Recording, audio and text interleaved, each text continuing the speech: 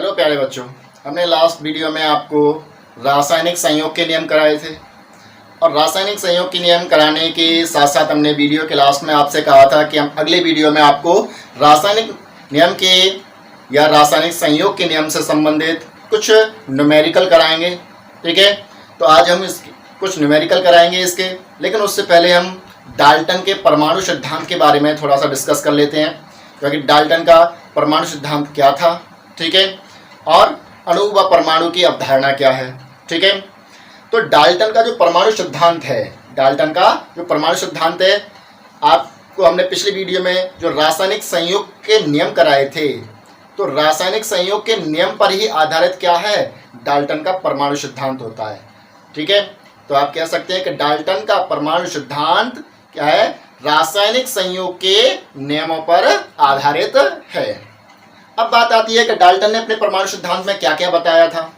तो सबसे पहले डाल्टन ने अपने परमाणु सिद्धांत में बताया था कि द्रव्य जो होता है अति सूक्ष्म कण है। क्या है? अति सूक्ष्म कण है, जिसे विभाजित नहीं किया जा सकता है, अर्थात इसे परमाणु कहते हैं। ठीक है, दूसरा उन्होंने बताया था कि द्रव्य को ना तो उत्पन्न किया जा सकता है और ना ही नष्ट किया जा सकता है। तीसरा उन्होंने बताया था कि परमाणु को विभाजित नहीं किया जा सकता। ठीक है, और आगे उन्होंने बताया कि जो किसी भी तत्व के सभी परमाणु आकार, द्रव्यमान एवं रासायनिक गुणों में समान होते हैं। किसमें होते हैं? आकार, द्रव्यमान और रासायनिक गुणों में क्या होते हैं? समान होते हैं। तो ये आपके डाल्टन के कुछ सिद्धांत थे। ठीक है, उसके मुख्य बिंदु थे उसके। अब बात करते हैं हम परमाणु के बारे में कि परमाणु क्या है। तो परमाणु, अभी आपको हमने डाल्टन के सिद्धांत में बताया कि परमाणु क्या है। तो परमाणु की परिभाषा क्या होती है, यानी कि वह अति सूक्ष्म कण। परमाणु क्या है? वह अति सूक्ष्म कण जिसे विभाजित नहीं किया जा सकता है, परमाणु कहलाता है। क्या कहलाता है? परमाणु कहलाता है। और अति सूक्ष्म से मतलब यानी कि जितने भी आपके तत्व हैं उनमें सबसे छोटा परमाणु कौन सा होता है। तो हम जानते हैं सबसे छोटा परमाणु क्या होता है, यानी कि जो हाइड्रोजन परमाणु है आपका, क्या है? हाइड्रोजन परमाणु। ठीक है, सबसे छोटा परमाणु होता है जिसकी परमाणु त्रिज्या 0.931 एंगस्ट्रॉम होती है। यानी कि आपके देखिए परमाणु के साथ साथ दो क्वेश्चन और बन गए कि सबसे छोटा परमाणु क्या होता है? हाइड्रोजन होता है। और हाइड्रोजन परमाणु की त्रिज्या क्या होती है?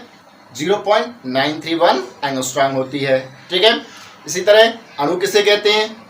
अणु की अवधारणा क्या है, यानी कि अणु क्या है? अणु भी एक सूक्ष्म कण है, जिस तरह परमाणु है, लेकिन परमाणु से बड़ा है। क्या है? परमाणु से बड़ा है। तो आप कह सकते हैं कि वह सूक्ष्म कण जिसे विभाजित किया जा सकता है, अणु कहलाता है। ठीक है, या फिर समान प्रकार के परमाणुओं से मिलकर बने पदार्थ को अणु कहते हैं। क्लियर? अब बात करते हैं हम न्यूमेरिकल्स के बारे में। जो हमने कहा था आपसे कि रासायनिक संयोग के नियम पर आधारित हम कुछ आपको न्यूमेरिकल्स कराएंगे। तो न्यूमेरिकल्स, पहला न्यूमेरिकल देखिए आपका है, यानी कि 4.9 ग्राम। क्या है? 4.9 ग्राम सल्फ्यूरिक अम्ल द्वारा सोडियम क्लोराइड का कितना द्रव्यमान वियोजित होगा। यानी कि 4.9 सल्फ्यूरिक अम्ल द्वारा, यानी कि सल्फ्यूरिक अम्ल में अगर कितने सल्फ्यूरिक अम्ल में 4.9 ग्राम सल्फ्यूरिक अम्ल में अगर सोडियम क्लोराइड को वियोजित किया जाए तो उसका कितना द्रव्यमान वियोजित होगा, ये पूछा है इसमें। यदि इस अभिक्रिया में 6 ग्राम सोडियम बाइसल्फेट तथा 1.825 ग्राम HCl बनता है। ठीक है, यानी कि इस अभिक्रिया में क्या क्या बनता है? 6 ग्राम सोडियम बाइसल्फेट, ठीक है, और 1.825 ग्राम HCl बनता है। तो बताएंगे आप इसमें कि सोडियम क्लोराइड कितना घुला। तो सबसे पहले हम इसकी अभिक्रिया करते हैं। ठीक है, तो अभिक्रिया क्या होगी इसकी, पहले अभिक्रिया देखते हैं, क्योंकि इन क्वेश्चनों को करने से पहले हमें अभिक्रिया आनी चाहिए कि इनकी अभिक्रियाएं क्या क्या होंगी। तो इसकी अभिक्रिया क्या होगी, इसने क्या कहा, देखिए सल्फ्यूरिक अम्ल द्वारा सोडियम क्लोराइड का कितना द्रव्यमान वियोजित होगा, यानी कि ये क्या है, अभिकारक है। क्या है, अभिकारक, यानी कि सोडियम यानी सल्फ्यूरिक अम्ल क्या होता है, H2SO4, ठीक है, प्लस सोडियम क्लोराइड यानी कि NaCl, ठीक। उत्पाद में क्या क्या बन रहा है, 6 ग्राम सोडियम बाइसल्फेट यानी कि NaHSO4 प्लस हाइड्रोक्लोरिक अम्ल बन रहा है HCl यानी हाइड्रोजन क्लोराइड। तो इसमें क्या क्या दे रखा था आपको, यानी देखिए सिंपली 4.9 ग्राम तो आपको क्या दिया है, सल्फ्यूरिक अम्ल दिया है, ये आपको निकालना है, फाइंड करना है, मान लीजिए X है, ठीक। और सोडियम बाइसल्फेट कितना दिया है, 6 ग्राम, कितना दिया है, 6 ग्राम। और HCl कितना दिया है, 1.825 ग्राम, ठीक है। तो आपको अभिक्रिया में अभिकारक और उत्पाद के द्रव्यमान दे रखे हैं, लेकिन जिसका हमें द्रव्यमान निकालना है उसका द्रव्यमान नहीं दिया हुआ है। तो इसका द्रव्यमान हम कैसे निकालेंगे और किस नियम के आधार पर निकालेंगे। तो देखिए आप जानते हैं कि रासायनिक अभिक्रियाएं किस नियम पर आधारित होती हैं या किस नियम का पालन करती हैं। तो हमने आपको बताया था कि रासायनिक अभिक्रियाएं जो होती हैं द्रव्यमान संरक्षण नियम का पालन करती हैं। तो द्रव्यमान संरक्षण नियम से पहले हम क्या करते हैं, इनको लिख लेते हैं कि इसके क्या क्या वेट दिए हुए हैं। मान लीजिए हम H2SO4 को मान लेते हैं W1, क्या मान लेते हैं, W1 कितना है, 4.9 ग्राम, ठीक है। और W2 बराबर मान लेते हैं X, ठीक। और W3 बराबर कितना दिया हुआ है हमें, 6 ग्राम दिया हुआ है, ठीक है। और W4 कितना दिया है, 1.825 ग्राम। क्लियर। हमने बताया आपको रासायनिक अभिक्रिया किस नियम पर आधारित होती हैं, द्रव्यमान संरक्षण नियम पर आधारित होती हैं। तो यहाँ आप लिखेंगे, क्या लिखेंगे, द्रव्यमान संरक्षण के नियमानुसार,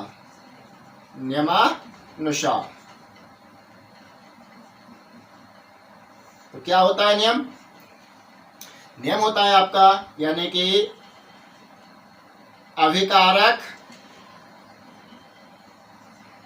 का द्रव्यमान बराबर होता है उत्पाद का द्रव्यमान, ठीक है। ये नियम है हमारा, स्पष्ट हो गया। अब इसी नियम पर आधारित हम इस क्वेश्चन को सॉल्व करेंगे। तो हमें देखिए 4 वैल्यूज दे रखी हैं, 4 में से एक हमें फाइंड करनी है, ठीक है। यानी कि 4 में से हमें 3 दी हुई हैं और एक को निकालना है। तो फॉर्मूले के अकॉर्डिंग चलेंगे। तो फॉर्मूला क्या, अभिकारक बराबर उत्पाद। अभिकारक क्या क्या है आपके, देखिए अभिकारक हैं आपके W1 प्लस W2, यही है, ठीक है। और उत्पाद क्या है, W3 प्लस W4, ठीक।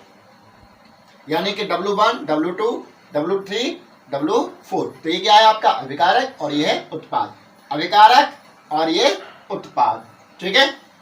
अब इनकी वैल्यूज लगा देते हैं। तो वैल्यूज क्या क्या होती हैं, W1 की वैल्यू क्या दे रखी है, 4.9 प्लस W2 क्या दे रखा है, X,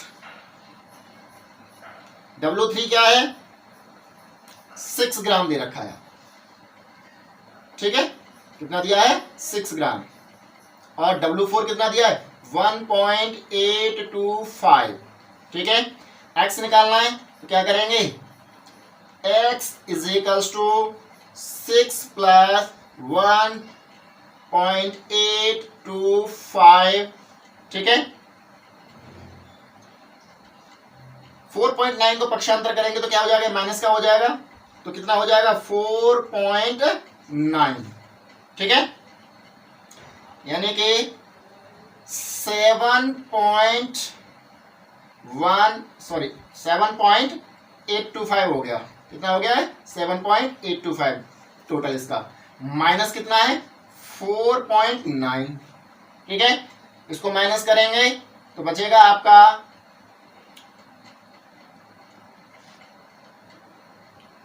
2.925 ग्राम।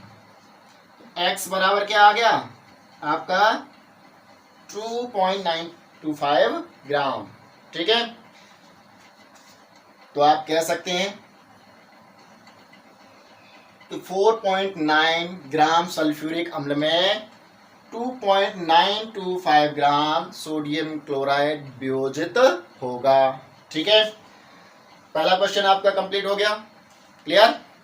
समझ में आ गया? आ गया ना? दूसरा न्यूमेरिकल है आपका, यानी कि 4.2 ग्राम सोडियम बाइकार्बोनेट को 10 ग्राम एसिटिक अम्ल में मिलाने पर यह पाया गया कि वातावरण में 2.2 ग्राम CO2 मुक्त हुई। यानी कि क्वेश्चन क्या कह रहा है? 4.2 ग्राम सोडियम बाइकार्बोनेट को 10 ग्राम एसिटिक अम्ल में मिलाने पर यह पाया गया कि वातावरण में 2.2 ग्राम CO2 मुक्त हुई। ठीक है, आगे कह रहा है क्वेश्चन, शेष द्रव्यमान संरक्षण नियम के अनुरूप है। ठीक है, यानी कि आपको उत्पाद कितना प्राप्त हुआ? 2.2 ग्राम। अब बाकी जो बचा वो क्या है? द्रव्यमान संरक्षण नियम के अनुरूप है। ठीक है, ये आपको बताना है इसमें कि अनुरूप है या नहीं। ठीक है, तो आप कह सकते हैं क्या है? क्वेश्चन मार्क है आपका ये। तो सबसे पहले हम क्या करेंगे? इसकी रासायनिक अभिक्रिया को करेंगे, अभिक्रिया क्या बन रही है। ठीक है, तो रासायनिक अभिक्रिया क्या होगी इसकी? तो आप यहां पर लिख देंगे अभिक्रिया।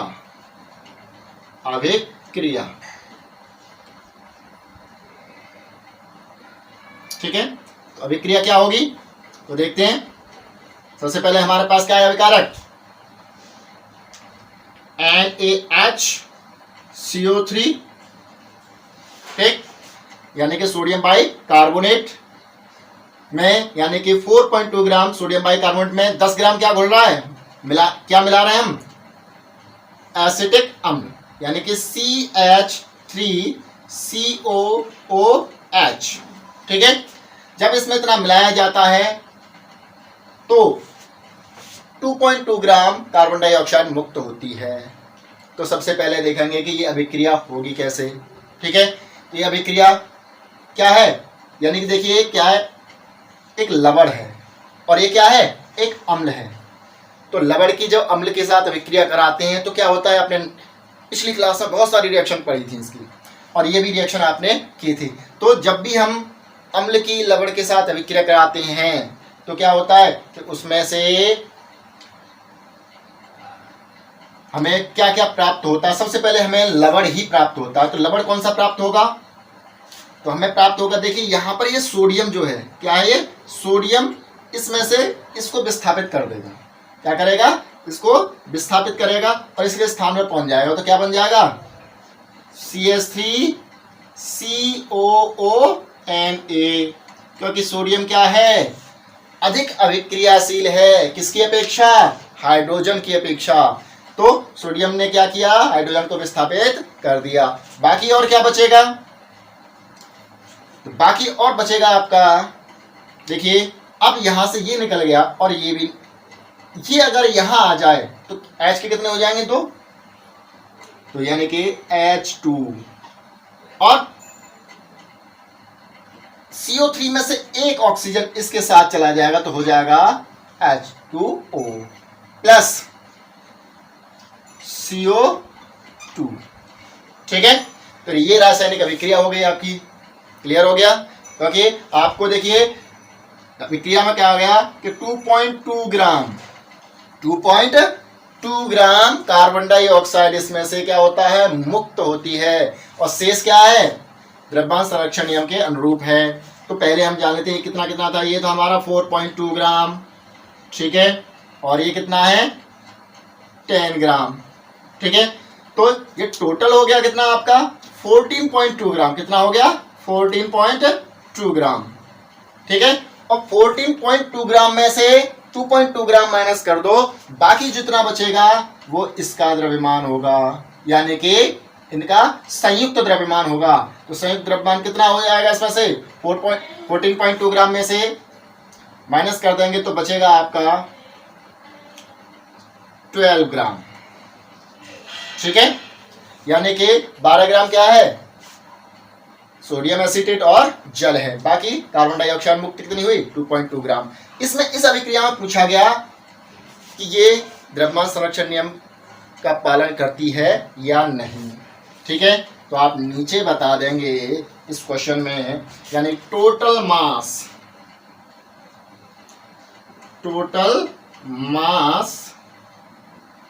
ऑफ रिएक्टेंट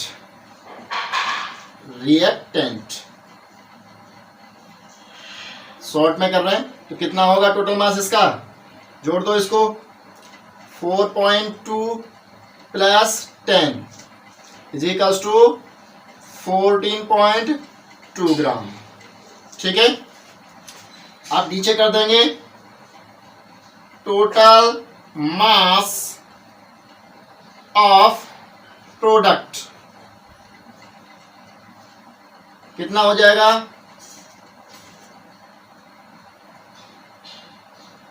12 प्लस 2.2 ग्राम, यानी कि 14.2 ग्राम। क्लियर है। इस प्रकार नीचे लिख देंगे आप, इस प्रकार रिएक्शन या रिएक्टेंट का कुल द्रव्यमान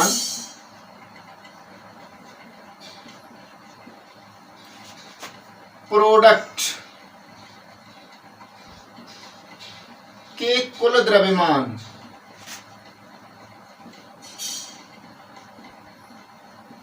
के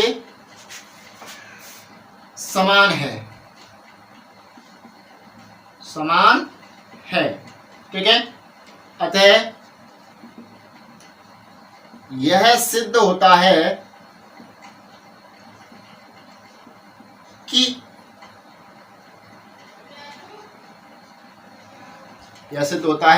कि यह द्रव्यमान संरक्षण नियम के अनुरूप है,